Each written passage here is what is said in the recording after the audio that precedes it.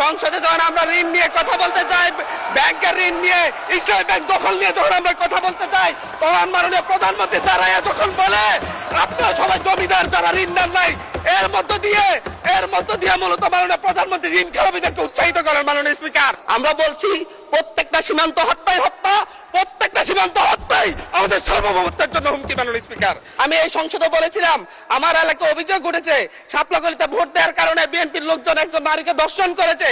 আজ পর্যন্ত এটার কোনো সরকারি তদন্ত রিপোর্ট নাই। এই ব্যাপারে আমাদের স্বরাষ্ট্রমন্ত্রী এখানে দাঁড়িয়ে কোনো ব্যাখ্যা দিবেন কিনা?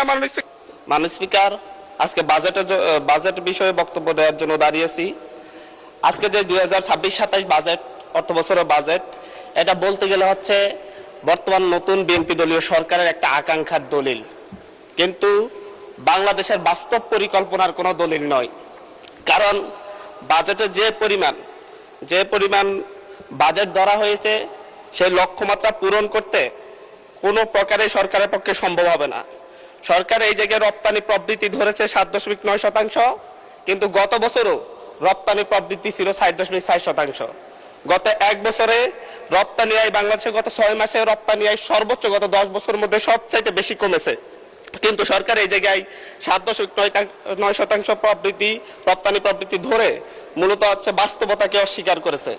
সরকার রাজস্ব আয়ের লক্ষ্যমাত্রা ধরেছে 2025-26 অর্থ বছর লক্ষ্যমাত্রা ধরেছে 6,95,000 কোটি টাকা 26-27 অর্থ বছরে, এবং 25-26 অর্থ বছরে সেই লক্ষ্যমাত্রা ছিল হচ্ছে 5,95,000 টাকা, 5,95,000 কোটি টাকা। কিন্তু এই রাজস্ব আয় লক্ষ্যমাত্রা রাজস্ব আদায়ের ক্ষেত্রে সরকার মাত্র 4 লক্ষ কোটি টাকায় এই বছরের মধ্যে আদায় করতে পারবে বলে সম্ভব মনে হচ্ছে। এই ক্ষেত্রে বাজেটে ঘাটতি দেখা যাবে প্রায় 4 লাখ কোটি টাকা। এই বাজেট ঘাটতি পূরণের জন্য সরকার চিন্তা করেছে যে হচ্ছে ব্যাংক খাত থেকে ঋণ নিবে, কিন্তু ব্যাংক খাতের যে করুণ দশা, বাংলাদেশে গত 16 বছরের মধ্যে প্রায় সর্বোচ্চ নিট ঘাটতি দেখা দিয়েছে বাংলাদেশের ব্যাংকিং খাতে। সরকার ঋণ নিবে বৈদেশিক খাত থেকে। বৈদেশিক খাতে বিশ্বের যে বৈদেশিক লেনদেনের ক্ষেত্রে দেখা যায় যে 2023 সালে সারা বিশ্বে $232 বিলিয়ন বৈদেশিক ঋণের লেনদেন ঘটেছে, যেটা 2025-26 অর্থ বছরে এসে $153 বিলিয়ন নেমে এসেছে। সরকার যে 1,35,000 কোটি টাকা বৈদেশিক ঋণ নিবে বলে চিন্তা করছে, সেই ক্ষেত্রে বৈদেশিক ঋণ নেওয়ার ক্ষেত্রে প্রায় মিনিমাম 50,000 কোটি টাকার ঘাটতি দেখা দিবে।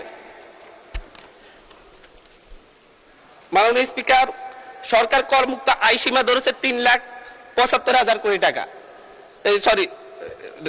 করমুক্ত আয় সীমা ধরেছে ব্যক্তির ক্ষেত্রে